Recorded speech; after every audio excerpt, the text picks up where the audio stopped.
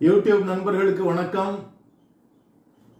ஒரு ரயிலிலே தகப்பனும் 25 வயதான வாலிப மகனும் பிரயாணம் செல்கிறார்கள்.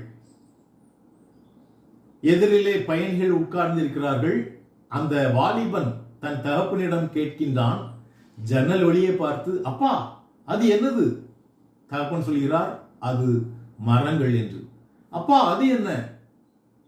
அதுதான் கார், அதிலே மக்கள் பயணம் செல்வார்கள். மீண்டும் கேட்கிறான், அப்பா அது என்ன? அதுதான் மின் கம்பங்கள், அதிலே மின்சாரம் வரும் என்று சொல்கிறார்.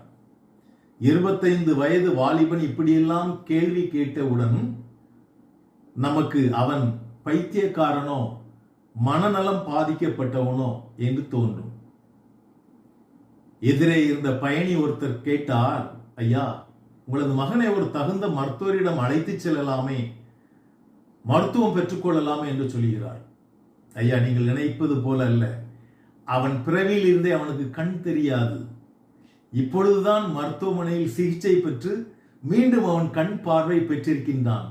முழு பூரண சுகம் பெற்றவுடன் இன்றுதான் மருத்துவமனையில் திரும்பி ரயிலில் அழைத்து வருகின்றேன் என்று சொன்னார். எதிரே இருந்த பயணிகள் வியப்புற்றனர்.